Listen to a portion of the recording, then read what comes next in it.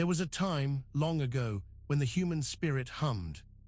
Not a hum you could hear with your ears, but one that resonated deep within the bones. A vibrant thrum that connected us to everything. This wasn't just intuition or gut feeling. It was a clear, powerful spiritual voice. A resonance that allowed us to perceive truths beyond the ordinary senses. To touch the very fabric of existence. We understood the world not just through sight and sound, but through an inner knowing, a direct line to something vast and sacred. Our creativity flowed like an untamed river, fueled by this potent internal source. But then a hush fell. Slowly, insidiously, that vibrant song began to fade. It was as if an unseen hand reached out, muffling the sound, dimming the inner light. This wasn't a natural dying out, a gradual shift with the passage of ages. No, this felt like an intervention, a deliberate act orchestrated by an intelligence that preferred our silence. An ancient, unseen force began a systematic campaign, dampening this innate human frequency. They didn't destroy it, not entirely, but they buried it, creating a pervasive quiet that settled over our consciousness like a shroud. And real quick, make sure to subscribe and hit the notification bell for more videos. Now let's keep going. This enforced stillness left us vulnerable. Without our internal compass, our own spiritual voice, we became adrift, susceptible to every passing wind of influence. We started to rely on external validation, on voices that were not our own, losing the ability to trust our inner guidance. It was a profound loss, a severing of ties to our truest selves, leaving us open to manipulation, to narratives spun by others. The silence wasn't just an absence of sound, it was an absence of self, a carefully constructed void. This suppression, this widespread quietude, was no accident. It was a deliberate, orchestrated effort, a calculated move with a specific, hidden agenda at its core. What could be so powerful, so threatening about our inner resonance, that an ancient intelligence would go to such lengths to silence it? The answer to that question lies in understanding the true nature of the force that wished to keep us in the dark. A force that still holds sway today, waiting for us to remember our lost vibrations. The fear of the unknown has always been a powerful tool, and for millennia, certain intelligences have wielded it with terrifying precision. They took the very essence of creation, the divine sparks that once guided humanity, and twisted them into shadows. What we now call demons are not the abhorrent beings of popular imagination. Instead, ancient texts reveal them as inverted saints, sacred concepts deliberately corrupted, their original light extinguished and replaced with a manufactured darkness. This wasn't random, it was a systematic deconstruction of divine order. Consider Baal, the first great inversion. In the infernal hierarchies, he's often painted as a king of hell, a monstrous figure of immense power. But peel back the layers of fear and dogma, and you find a deity of the highest order, a sustainer of life, a bringer of prosperity. His sacred name, once invoked with reverence, was weaponized. Its resonance warped to signify absolute dominion over a fabricated hell. This deliberate perversion aimed to sever our connection to original divine authority, replacing it with a fear-based obedience to malevolent impostors. Even the great goddesses of antiquity found their wisdom tainted. Astaroth in later lore is a fallen angel, a repository of forbidden knowledge whispered about in hushed tones. Yet she is a direct echo of Astarte, the powerful Phoenician goddess of fertility, love and war, whose wisdom illuminated the ancient world. Her sacred knowledge, the very keys to understanding the cosmos, were not forbidden because they were evil, but because they were too potent, too liberating. This profound understanding was perverted into forbidden law, to keep humanity enslaved by ignorance. Then there is Paimon, a figure whispered about in grimoires, known for his ability to reveal secrets and dispense knowledge. He appears in the infernal ranks, but his true essence mirrors the ancient wisdom keepers, the seers and shamans who held profound insights into the universe's workings. His enigmatic nature, his association with unveiling hidden truths, was deliberately obscured by infernal connections. Why? To hide the profound knowledge he represented, to make seeking it seem dangerous. A pact with darkness rather than a quest for enlightenment. These entities, these demons of later traditions, are not inherently malevolent. They are echoes of suppressed aspects of the divine, ancient powers that were systematically demonized. Their supposed evil is a constructed narrative, a veil of fear draped over truths too powerful for ordinary minds to grasp. This grand deception, this inversion of the sacred, continues to shape our perception of reality, leaving us blind to the true sources of wisdom and power. Now, let's delve into how this manipulation specifically targeted our connection to the natural world, a vital aspect of our original divine inheritance that was systematically corrupted. The seals within the Lesser Key of Solomon, often depicted as instruments of binding and subjugation, hold a far more profound and constructive purpose. They aren't merely wards against perceived evil, but intricate blueprints, keys designed to unlock and realign specific vibrational frequencies that permeate all of existence. Each symbol, each geometric configuration, whispers secrets about the interconnectedness of matter and spirit, offering a way to tune our own energetic signatures to resonate with higher, more stable frequencies.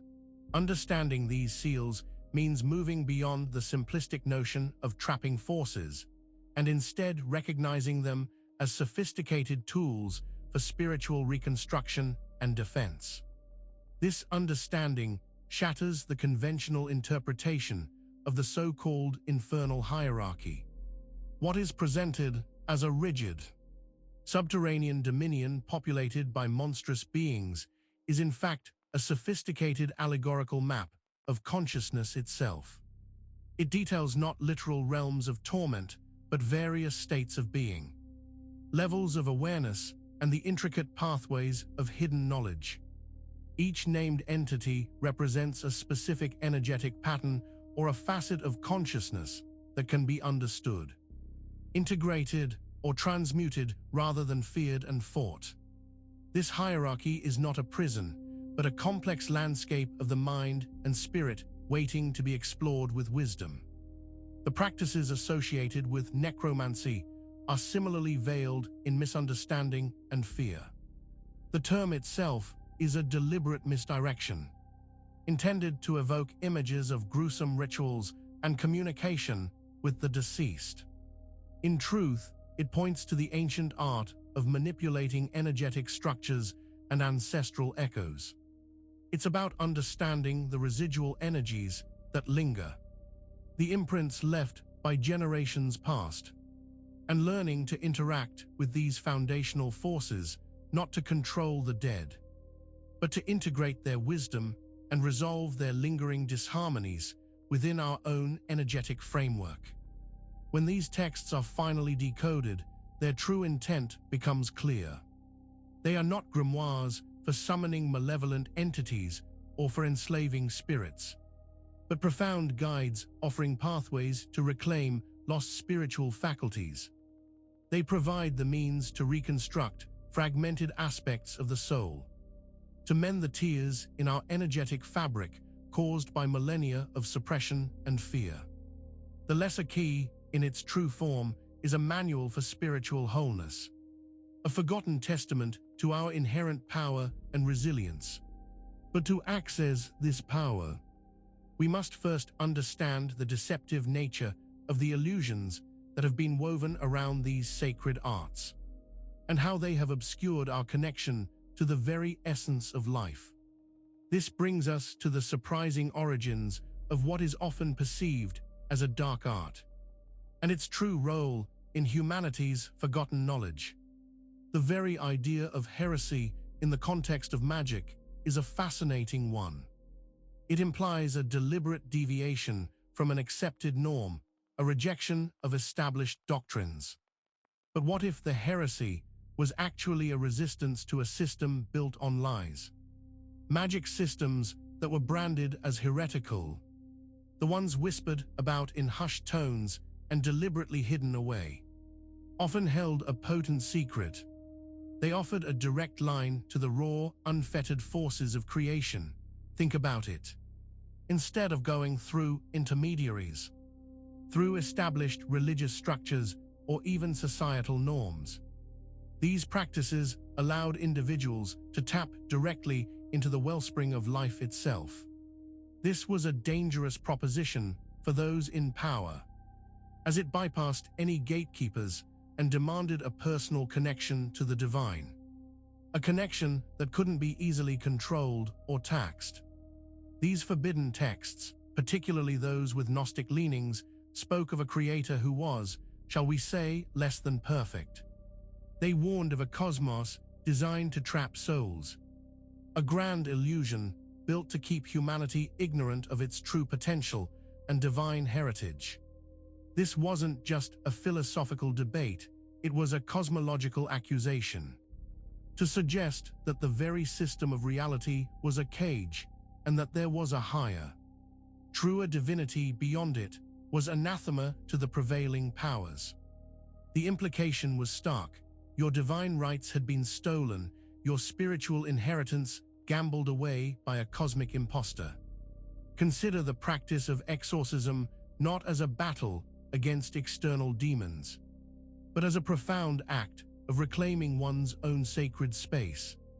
When we talk about exorcism in these older, heretical contexts, it's about more than just banishing an unwanted presence. It's about acknowledging that your inner sanctuary, your energetic territory, has been compromised.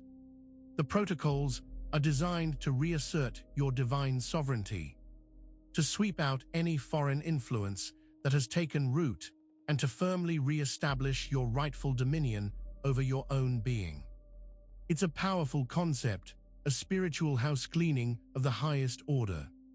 Ultimately, what we label as heresy is often just the inconvenient truth that threatens to unravel carefully constructed systems of control.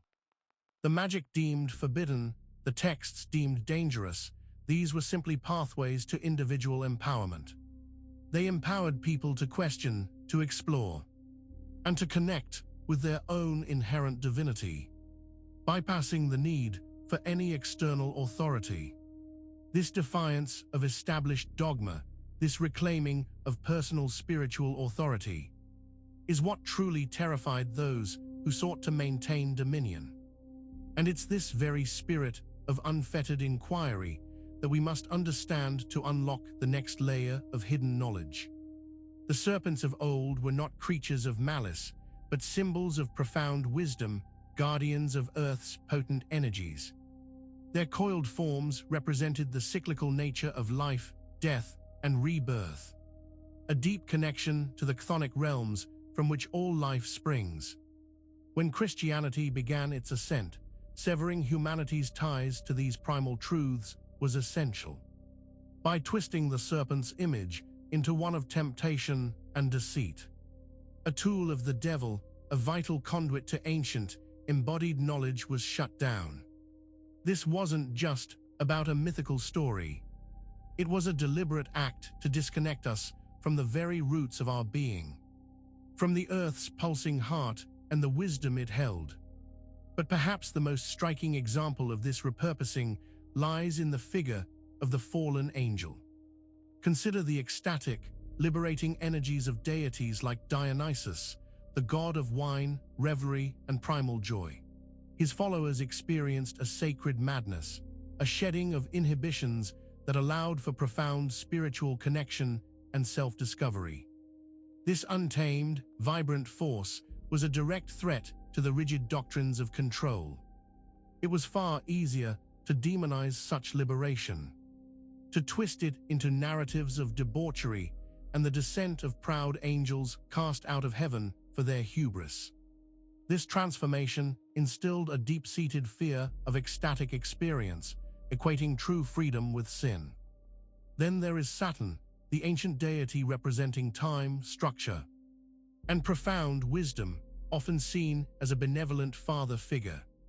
As the new narratives took hold, this revered god was cast into shadow. His domain over time, the ultimate destroyer and creator, was warped into a figure of inevitable doom, a bringer of primal fear. The structured presence that once guided humanity through the cycles of existence became a harbinger of dread. His wisdom suppressed, his benevolent oversight demonized into a chilling, inescapable fate. Across the ancient world, countless gods and goddesses who embodied virtues and natural forces were systematically dismantled and reassembled as demons. Their sacred attributes, once celebrated, became the supposed vices of infernal beings.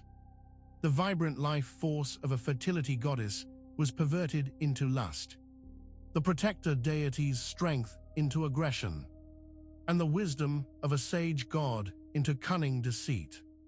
This wholesale demonization wasn't merely theological. It was a cultural and spiritual engineering project, designed to erase the old ways and bind humanity to a new, fear-based order. Yet, understanding this deliberate inversion is the key to unlocking the next layer of forgotten power. A power that lies in recognizing these ancient energies still pulsing beneath the surface, waiting to be reclaimed from their imposed shadows. These meticulously crafted inversions didn't just stop at personifying ancient deities as demons. A deeper, more insidious form of control was being woven into the very fabric of our reality through the language of geometry. Think about the stark black cube, appearing in everything from the monoliths that stud our urban landscapes to the subtle iconography embedded in corporate logos. It's more than just a shape. This perfect dimensionless form, with its 6 equal faces, 8 vertices, and 12 edges, represents more than just a basic building block. It's a geometric prison for consciousness. When we consider its properties, its inherent structure speaks of enclosure, of boundaries. The way light and energy interact with a cube suggests a contained system, a deliberate limiting of flow. It's a powerful symbol of order, yes, but an order that can also mean confinement, trapping subtle energies and restricting the natural, expansive movement of our minds and spirits. Have you ever looked at a modern skyscraper, a stark black cube reaching for the sky, and felt a sense of awe, or perhaps something else, a subtle pressure? This principle of geometric confinement extends even to shapes we often associate with harmony and balance. The hexagon, a recurring motif in nature and what many call sacred geometry, can indeed channel and amplify energy. Yet its very structure, with its 6-fold symmetry, can also be twisted to serve as an energetic boundary, a containment field. Imagine a net, intricate and strong, woven from pure geometric principles. While such a net could be used to gather and protect, it could also be used to ensnare, to create energetic walls that prevent anything from escaping or from entering. This has profound implications when we consider the placement and design of ancient sacred sites. Many of these places, from stone circles to temple complexes, were not haphazardly constructed. They are often built upon precise geometric layouts, aligned with celestial events and natural energetic lines. But this geometric precision can serve a dual purpose. It can create powerful amplification grids that elevate spiritual experience, or it can be used to establish subtle energetic lattices, designed to channel and control the very forces they tap into, perhaps for purposes far removed from spiritual liberation. Recognizing these geometric languages is therefore not just an academic exercise in symbols and shapes. It's about unlocking the codes that govern the energetic architecture of our world. Understanding how these precise forms, from the stark cube to the intricate hexagon, are used to influence our consciousness and bind subtle energies is the first step in seeing the invisible cages that may have been built around us without our knowing. It's when we start to decipher these patterns that we can begin to dismantle the energetic structures designed to limit our spiritual reach and awareness, preparing us to uncover something even more fundamental. The stark black robe, the flowing white, the vibrant colors, they all speak a silent language. These aren't just garments, they are uniforms of the unseen. They wrap the wearer, transforming them from a simple person into an embodiment of an office, a conduit for power. Think of the judge's robes, casting a long shadow of authority, or the priest's vestments, meant to distinguish the divine intermediary from the earthly supplicant. This intentional obscuring of the human form, the blurring of individual identity, builds a wall.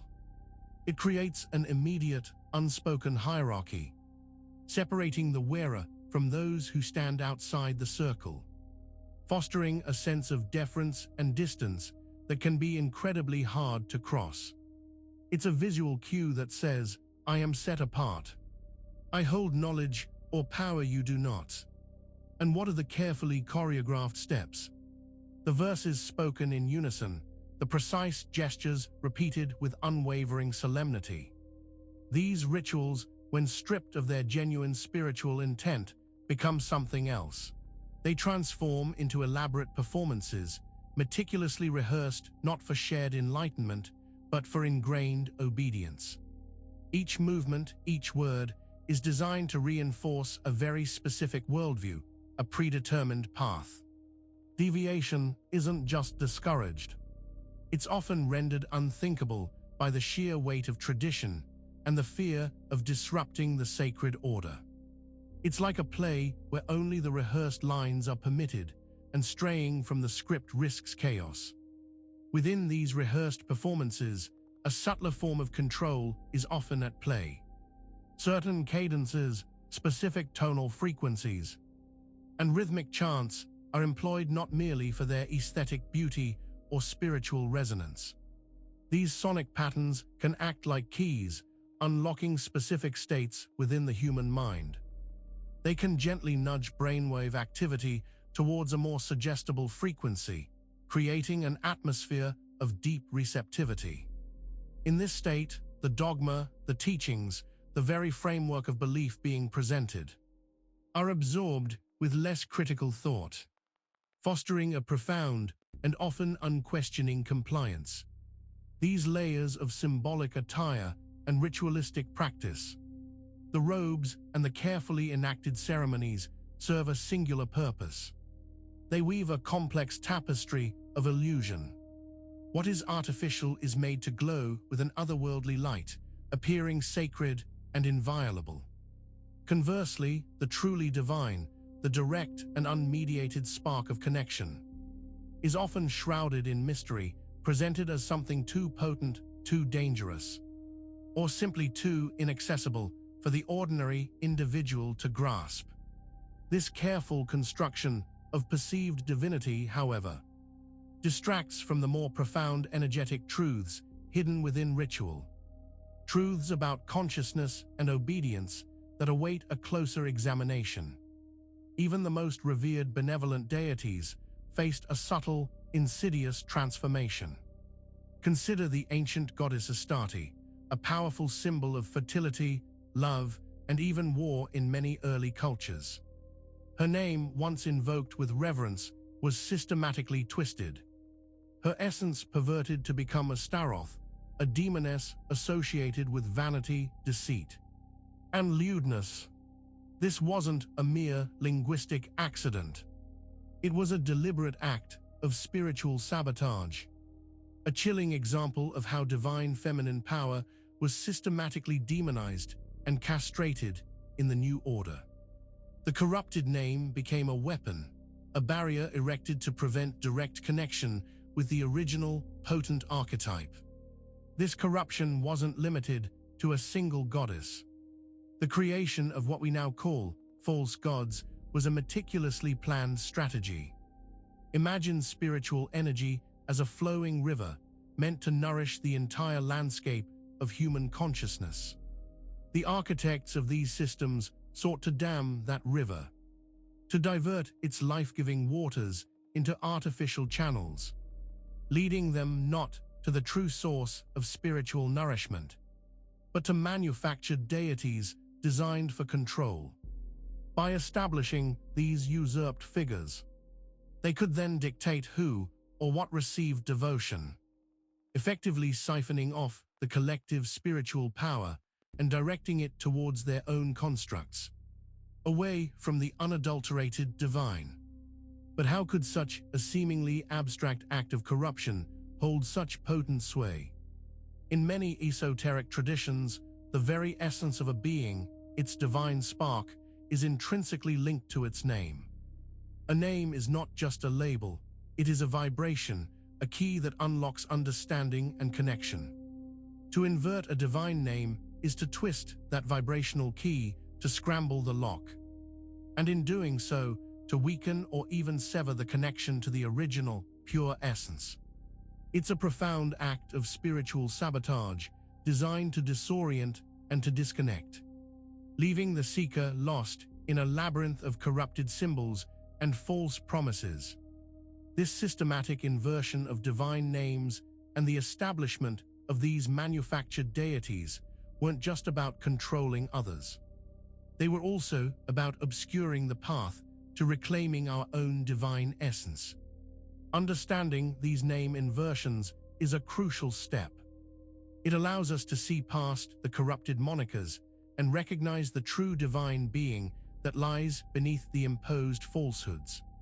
It's a process of peeling back the layers of deception to find the original, untainted spark of divinity, not just in the cosmic sense, but within ourselves, allowing us to reclaim our own sacred identity from the shadows of these elaborate deceptions.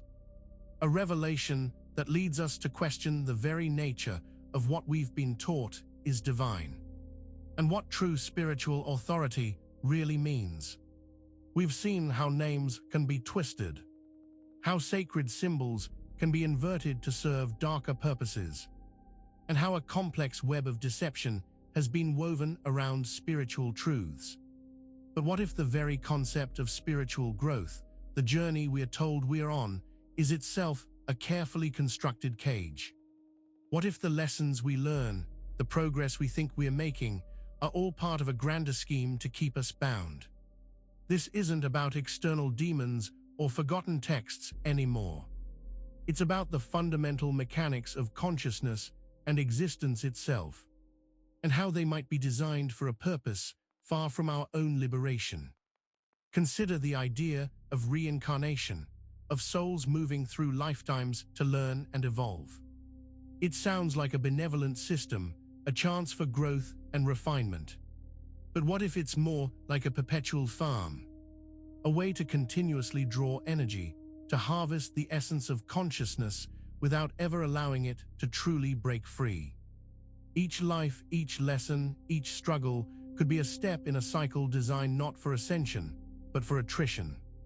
We become like batteries, endlessly recharging and discharging, powering something beyond our comprehension, our individual sparks slowly dimming with each turn of the wheel. Gnostic teachings offer a chilling perspective on this. They speak of a flawed creator, a demiurge, who fashioned this material world and its intricate cycles, not out of love, but out of limitation and perhaps even malice. This flawed architect, they warn, designed the very fabric of reality, including the process of soul transmigration as a sophisticated prison. Divine sparks, fragments of true spirit, are cast into this material realm and then caught in the endless loop of birth, death, and rebirths, their potential for liberation systematically thwarted by the very system of existence. And what of our pursuit of spiritual evolution? The path we often tread, seeking enlightenment, higher consciousness, and a deeper connection to the divine, might not be a path to freedom at all. Instead, it could be a deeper immersion into a system that is designed to serve external entities that benefit from our continued participation. We might be diligently adhering to rules, following doctrines, and seeking validation within a framework that perpetuates our servitude, mistaking the intricate workings of the cage for the boundless expanse of the universe.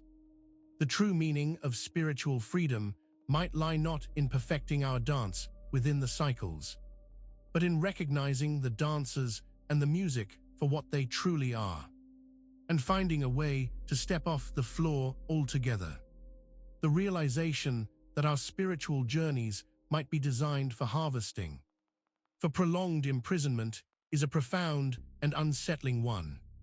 It forces us to look beyond the comforting narratives of progress and ascension. True liberation, then, wouldn't be found in accumulating more lifetimes or mastering the current system, but in a radical act of recognition and transcendence. It's about understanding that the wheel itself is the trap, and our freedom lies in ceasing to turn it, which leads us to question what lies beyond this relentless cycle and how one might actually break free from the cosmic harvest. The primal father, Saturn, once held a position of immense reverence. He wasn't a figure of terror, but a progenitor, a god of time, order, and the very limits of existence. Imagine a cosmic architect, meticulously laying down the boundaries of what is possible. A foundational force that brought structure to the formless void. This was the Saturn of antiquity, a deity embodying a deep, fundamental cosmic order. A progenitor of cycles and a stern, yet benevolent guardian of time's relentless march. But this profound reverence, this deep-seated respect for the cosmic boundaries Saturn represented, has been systematically erased. It's as if an ancient truth, a vital limitation necessary for our understanding of reality, was deliberately obscured. This wasn't a simple forgetting, it was a calculated suppression designed to sever our connection to primal cosmic knowledge. What was once a signpost to the limits of our perception was twisted into something to be feared, its true purpose hidden. This ancient fear, before it was warped, served a vital function. It was an innate warning system, a subconscious guide alerting us to the edges of our reality, the very boundaries of what we could comprehend or influence. Saturn, in this original context, acted as a cosmic guardian, his influence preventing us from straying into realms beyond our safe existence or from attempting to overstep necessary limitations. His presence was a reminder of the fundamental structure of the cosmos. Yet, even with this deliberate obfuscation and reinterpretation, a primal dread associated with Saturn persists. It's a subconscious echo, a resonant hum from a time when his significance was understood. This lingering unease hints at a power and a truth that, though suppressed, cannot be entirely extinguished. This primal dread, this Saturnian fear, is a direct consequence of being disconnected from the very archetype that once defined cosmic boundaries. And it begs the question of what these boundaries truly are, and why their erasure is so crucial to the systems we now find ourselves within. The lingering fear of Saturn points toward an even deeper understanding of cosmic limitations and the entities that enforce them, urging us to explore the nature of these imposed limits and the implications of their existence. Pazuzu, a name that now conjures images of pure malevolence and ancient terror, carries a far more nuanced history than modern horror films would have you believe. Long before it was etched into the annals of demonology as a harbinger of disease and despair. This entity held a significant place in Mesopotamian culture, not as a foe, but as a protector. Imagine the ancient world, where the whims of nature dictated survival itself. In that context, Pazuzu was invoked to ward off hardship, standing as a bulwark against the very famines and plagues that threatened to decimate communities. It's a stark contrast to the monstrous visage we commonly associate with the name today, suggesting a deliberate distortion of its original purpose. This powerful entity was intrinsically linked to the wind, a force of nature that embodies a profound duality. Like the wind itself, Pazuzu could usher in destructive tempests, tearing through the land with unforgiving fury, or it could deliver gentle, life-sustaining breezes, carrying the scent of rain and the promise of fertile earth. This inherent duality speaks volumes about the ancient understanding of natural forces. They were not categorized as simply good or evil, but as potent and unpredictable, capable of both creation and destruction. To dismiss Pazuzu solely as a demon is to ignore this complex relationship with the elemental power it represented. The entities we now label as demons, like Pazuzu, often represent primal, chaotic, or elemental forces that were once deeply understood and integrated into spiritual systems. Their power was not inherently malevolent, but was a reflection of the wild, untamed aspects of existence that humanity had to navigate. These were forces of balance, sometimes severe, but essential to the natural order. The reverence and fear they commanded were not for their inherent wickedness, but for their immense, uncontrollable influence over the world. The narrative surrounding Pazuzu has been systematically stripped of its protective functions and its elemental significance. The modern portrayal focuses laser-like on its terrifying aspects, expertly crafting a symbol of pure dread. This reimagining serves a crucial purpose, instilling a deep-seated fear of these primal forces, making us recoil from the raw power that nature and the cosmos possess. This deliberate shift in storytelling leaves us questioning what other ancient powers have been similarly demonized, and why such a transformation would be so vital to the systems that now govern our understanding of the spiritual realm, pushing us to uncover the ancient pacts that bind these elemental forces. The Illuminati has become more than just a hushed whisper of conspiracy. It's a phantom, a concept that embodies the ultimate hidden hand guiding the strings of our world.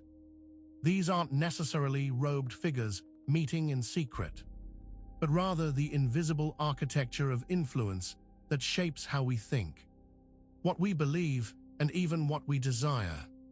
It's a system that prefers suggestion over force, nudging our perceptions from the periphery of our awareness.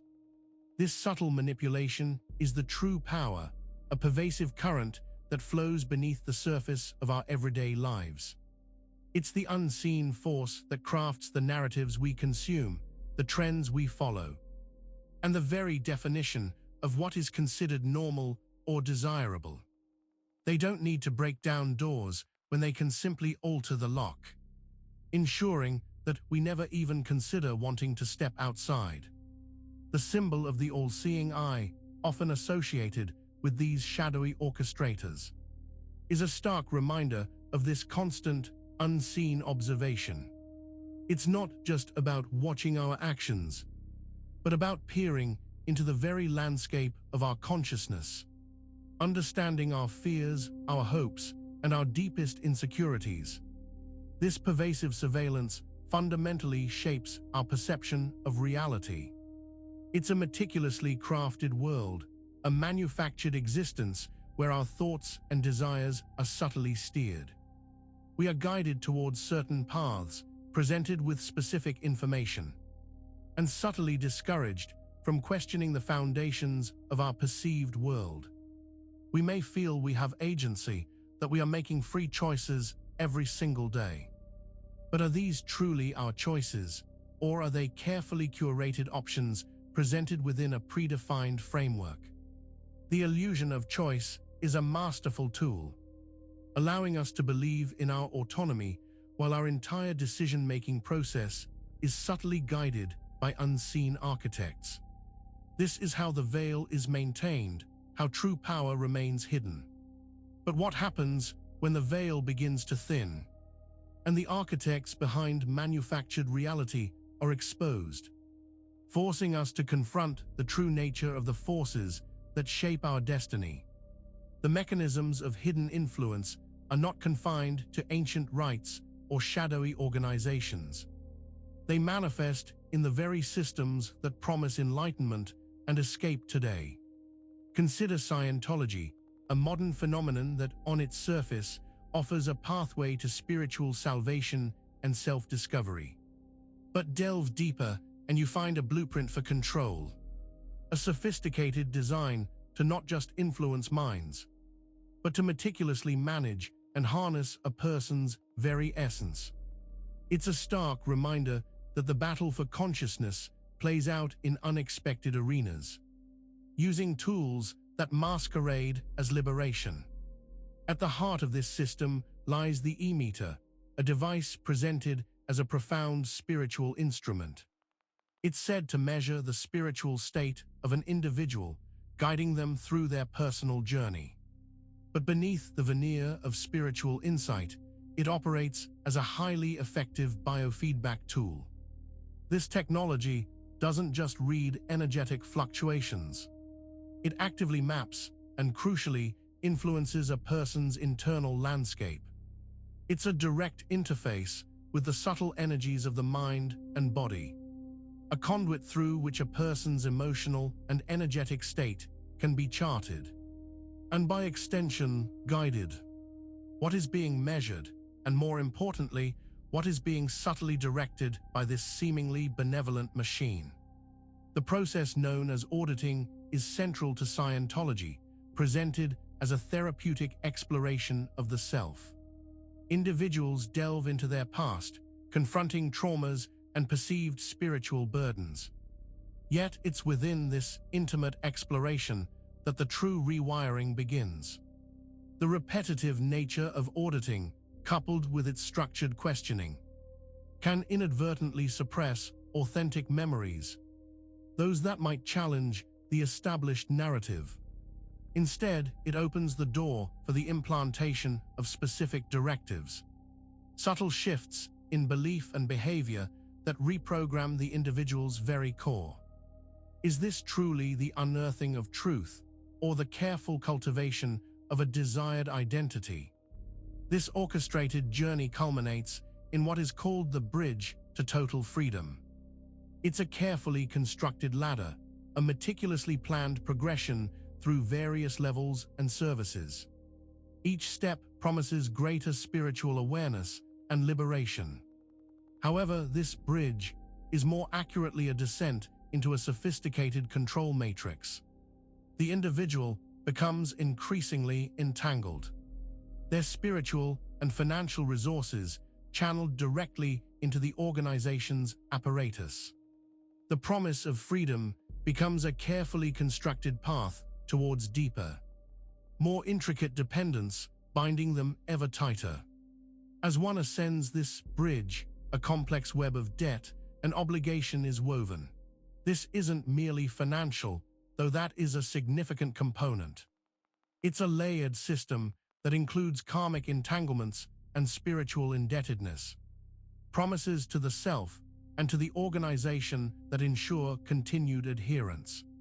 These obligations create a powerful tether, an energetic and psychological anchor that makes breaking away incredibly difficult. The cost of leaving is perceived as immense, not just in monetary terms, but in the spiritual repercussions one is led to believe will follow, trapping them in a cycle of servitude. But what happens when the true nature of this spiritual debt is revealed? showing it to be a manufactured burden rather than a karmic necessity. This leads us to explore the energetic foundations of these control systems and how they are subtly manipulated.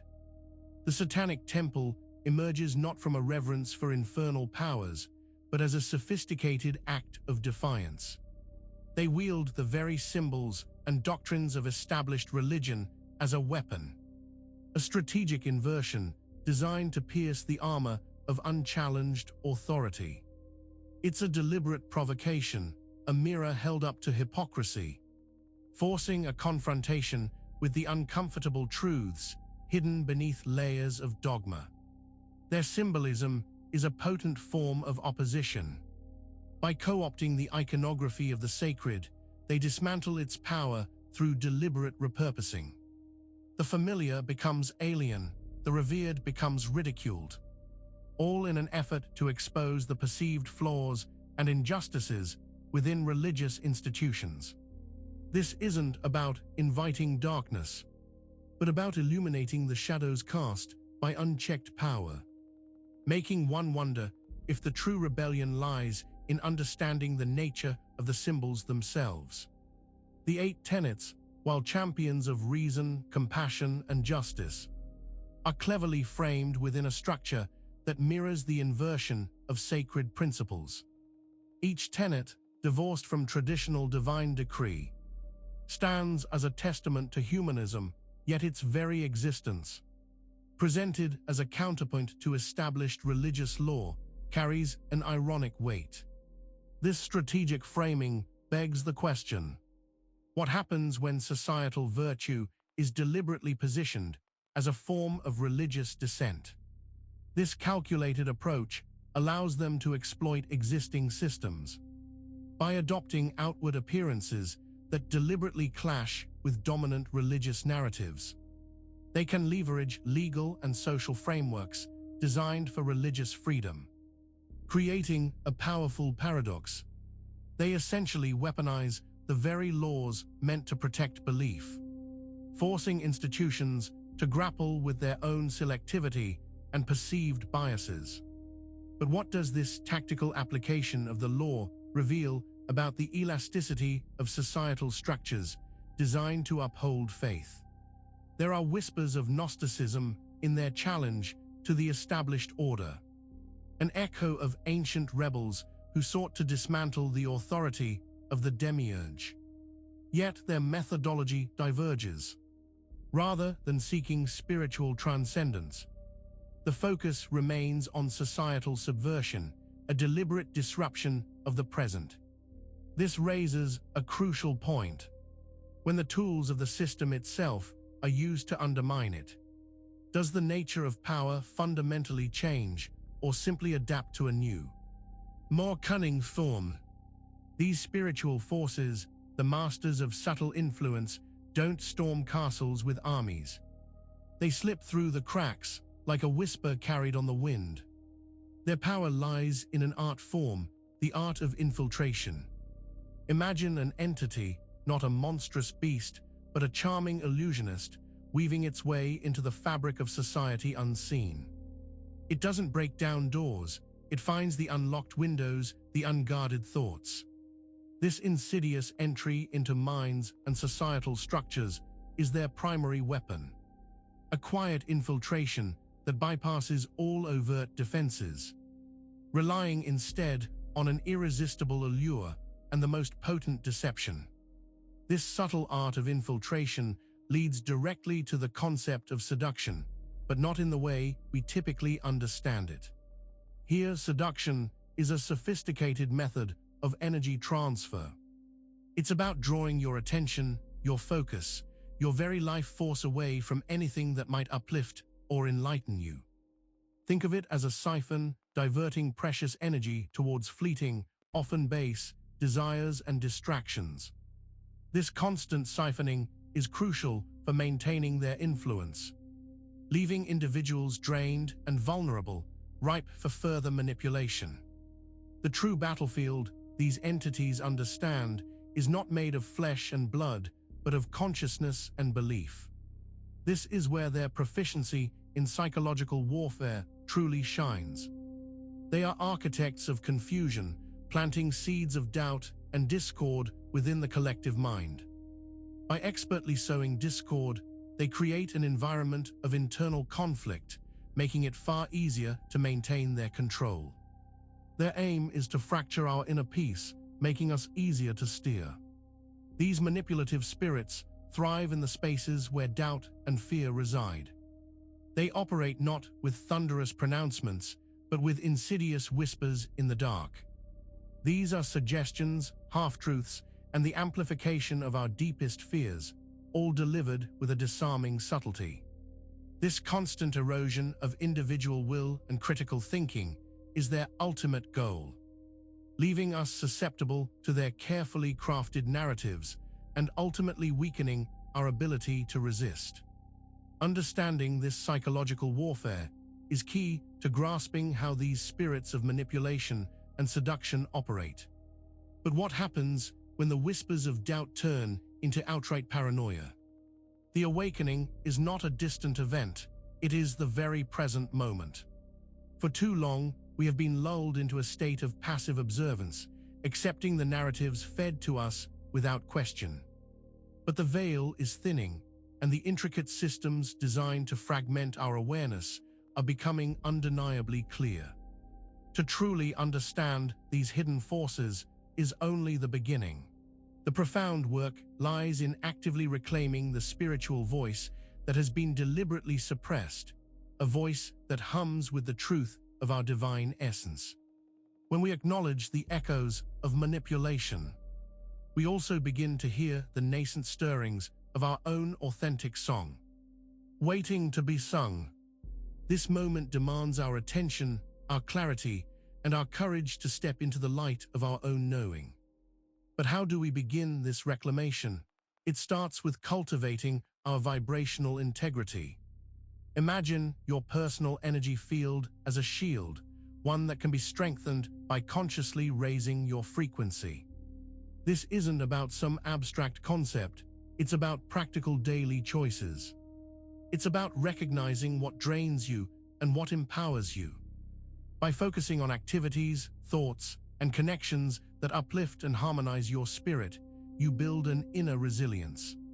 This raised vibration acts as a natural deterrent against the subtle frequencies of manipulation, making it profoundly harder for external architects to sow seeds of doubt or fear within you.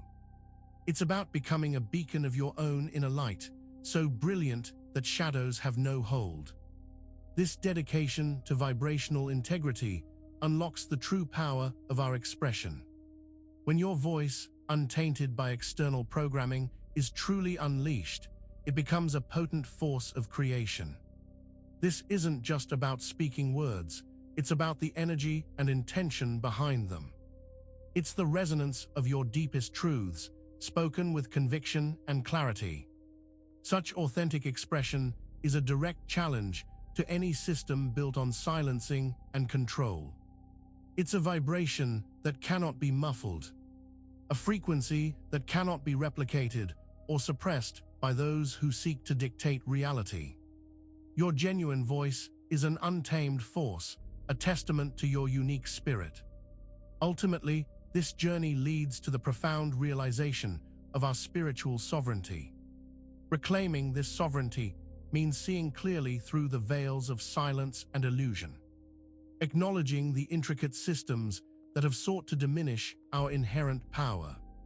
It's about making a conscious choice, a daily recommitment to vibrate at your own divine frequency. This is an unfettered freedom, a state of being where you are the sole architect of your inner world, unbound by external impositions. Once we understand the whisper campaigns and the grand designs, the next crucial step is learning to amplify our own divine frequency, a frequency that will drown out all external noise and affirm our true, unassailable power. Make sure to subscribe for more videos and hit that notification bell so you never miss a new video. We'll see you in the next one.